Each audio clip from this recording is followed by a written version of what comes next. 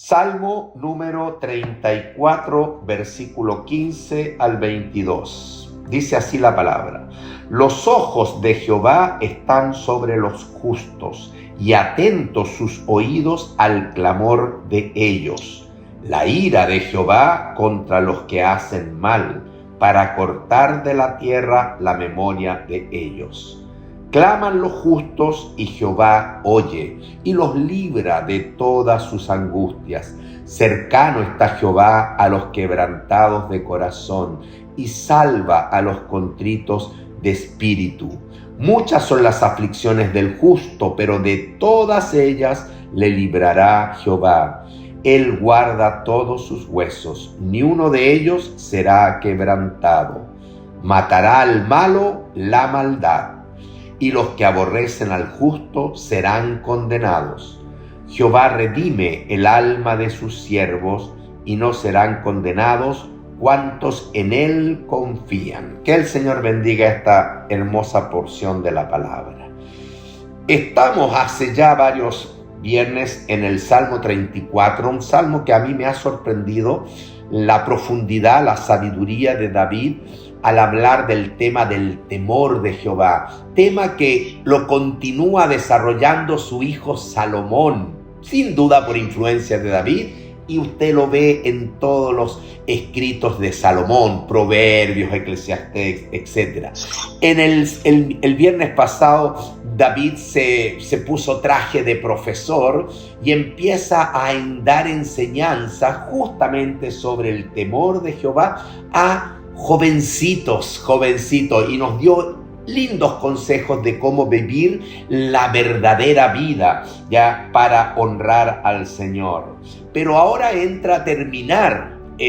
comienza a terminar el Salmo, y quizás lo hace con un contraste que es muy propio de los Salmos, el contraste entre el creyente y el contraste con el no creyente. Es decir, termina este salmo como Moisés cuando en Deuteronomio se despide, porque está próximo a morir, de la nación, presentándoles en forma muy clara ya todo lo que son las bendiciones y las maldiciones.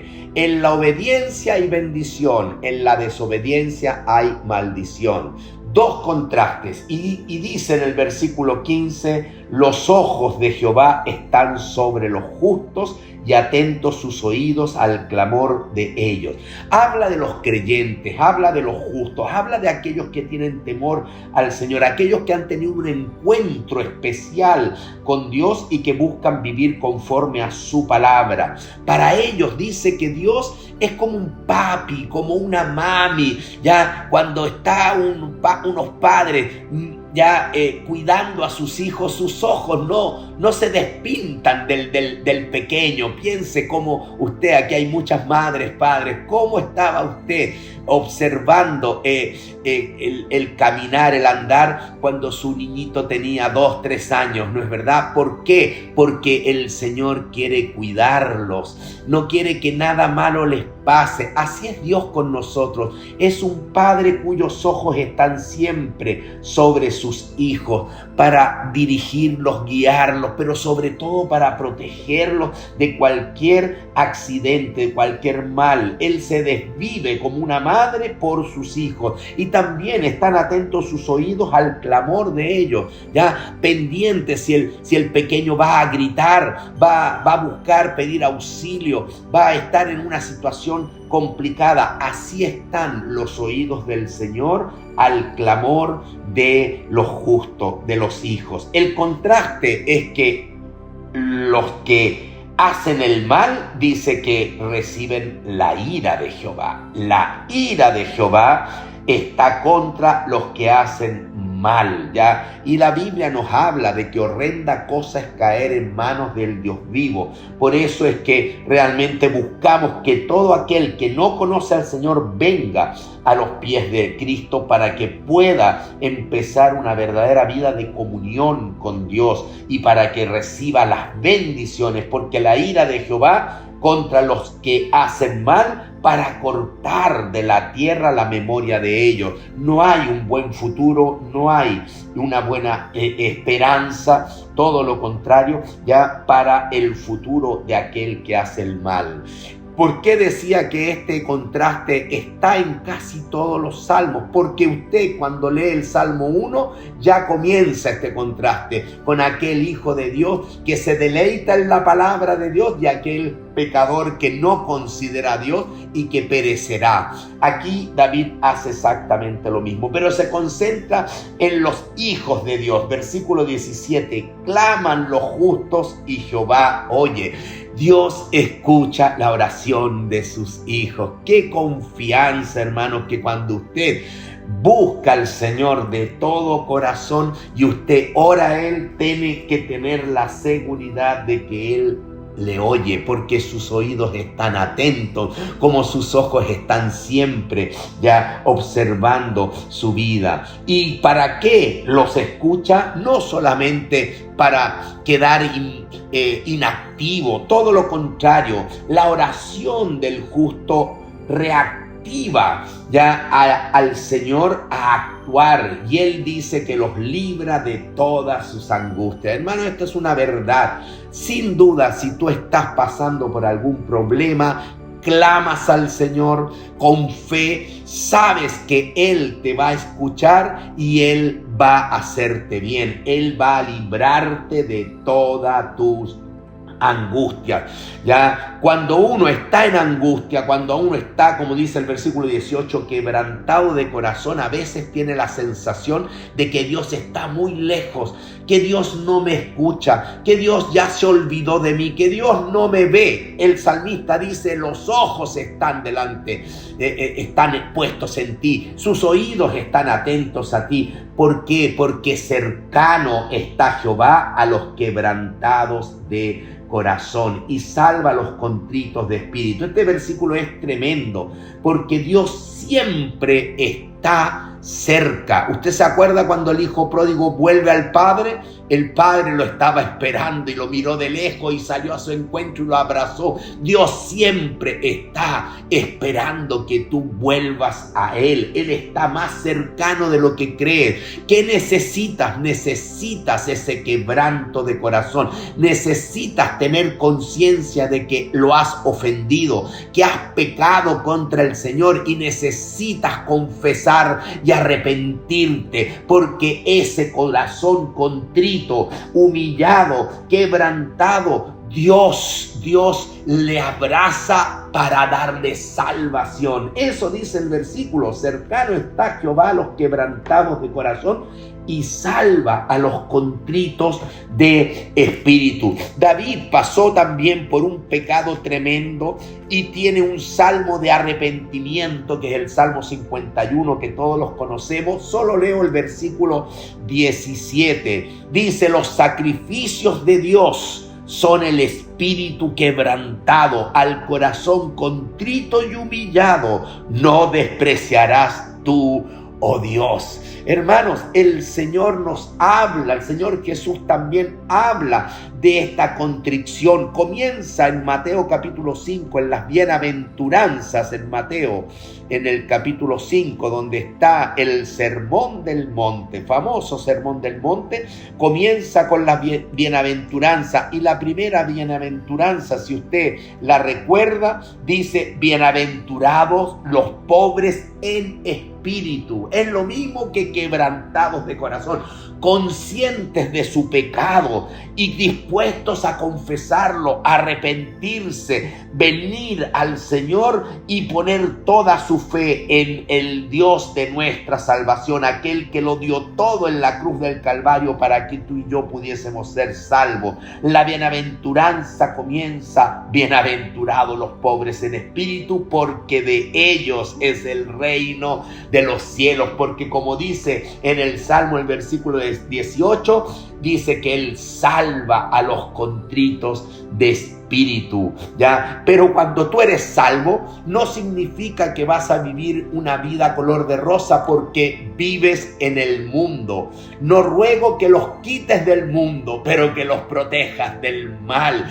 Y vivimos en un mundo convulso, vivimos en un mundo malo, lleno de aflicción, producto de que el hombre le ha dado vuelta a la espalda, se ha rebelado contra el Señor. Por eso es que en forma muy honesta el versículo 19 dice: muchas son las aflicciones del justo, pero nunca olvide que el Señor Jesucristo también con toda honestidad nos dijo en el Evangelio de Juan, ya, que en el mundo tendréis aflicción, pero confiad, yo he vencido al mundo. Así que a pesar de que en el mundo podemos tener aflicciones, enfermedades, problemas económicos, conflictos con otros seres humanos, etcétera, etcétera, problemas familiares. Bueno, usted sabe lo que es el mundo. Hay aflicción y el justo pasa por esas aflicciones, pero de todas ellas le librará Jehová. Hermanos, qué bendición, qué seguridad de que a pesar de que de repente estoy medio golpeado, el Señor está conmigo. El Señor me libra de todas mis aflicciones. Él guarda todos sus huesos. Él no permite que sea quebrantado un hueso mío. ¿Por qué? Porque primeramente fue quebrantado el corazón. Tan importante es rendir el corazón al Señor. Es ese espíritu contrito y humillado que decía David. Así que yo invito a todo aquel que aún no ha abrazado a Cristo, venga en arrepentimiento, en confesión. Es preferible que en un momento sea quebrantado tu corazón, pero no que toda tu vida sea desperdiciada, no que toda tu vida sea quebrada. Aquí el Señor le dice que a los hijos de Dios, Él guarda todos sus huesos, ya, y ni uno de ellos será quebrantado. ¿Por qué? Porque el Señor Jesucristo ya nos imputa esta verdad. Este es un versículo profético. Aquí David profetiza, igual como en el Salmo 22, ya, que no será quebrado hueso del Mesías. Y cuando los alguaciles, los centuriones romanos, la guardia romana fue a la cruz, llevaba una orden: quebrar los huesos del Señor como de los dos malhechores. ¿Ya? A los dos malhechores le quebraron los huesos, es decir, en la zona de la tibia, del peroné, la canilla, ya, para que rápidamente murieran, porque había que limpiar el lugar. Pero el Señor ya había fallecido, y de esa manera se cumplió esta profecía, porque ningún hueso del Señor fue quebrado. Gloria a Dios. Y porque a Él no le quebraron ningún hueso, también Él da esa bendición a sus hijos. Ningún hueso tuyo será quebrado, porque tú le perteneces al Señor desde el momento en que lo aceptaste, con ese quebranto de espíritu, con ese quebranto de tu corazón. Son las bendiciones del justo. Pero en contraste, versículo 21, matará al malo la maldad. Ni siquiera el Señor lo tiene que destruir. El pecador se destruye por su propio pecado. ¿Ya? Matará. ¿Qué es lo que va a destruir al pecador, al malo? Su propia maldad. Por eso es que el Señor Jesucristo en el Evangelio de Juan, en el capítulo 3, ¿ya?, le dijo a Nicodemo, después de compartir el versículo más conocido de toda la historia, ya, Juan 3:16, después de eso: porque de tal manera amó Dios al mundo que ha dado a su Hijo unigénito, para que todo aquel que en él cree no se pierda, mas tenga vida eterna. Explica: porque no envió Dios a su Hijo al mundo para condenar al mundo.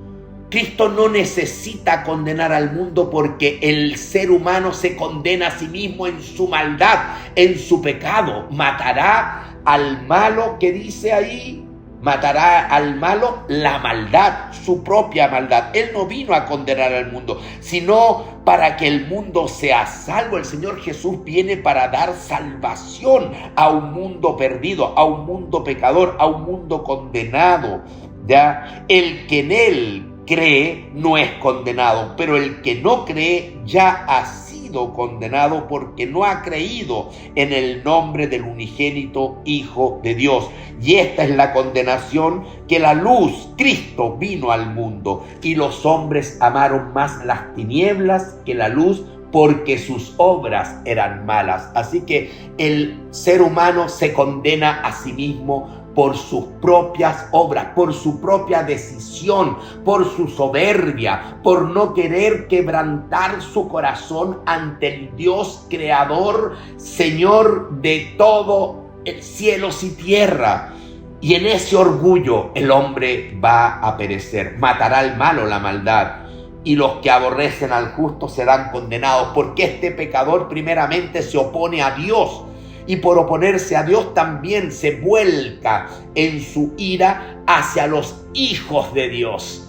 Entonces no es extraño que el Hijo de Dios sea realmente perseguido, como hoy día, que hay más de 300 millones de personas creyentes perseguidos. Es la iglesia perseguida, porque el mundo rechaza a Cristo, el mundo rechaza al creyente. Y eso dice acá: y los que aborrecen al justo serán, pero su destino ¿cuál es?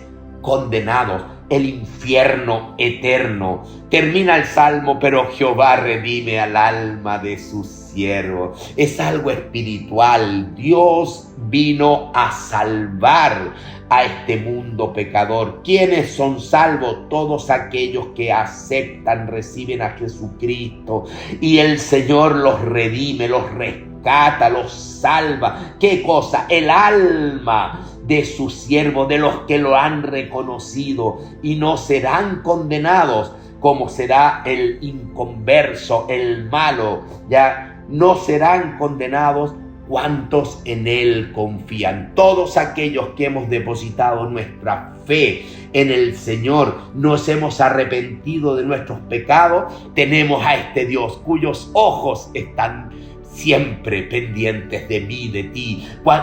Este Dios cuyos oídos están prestos a escuchar a sus hijos.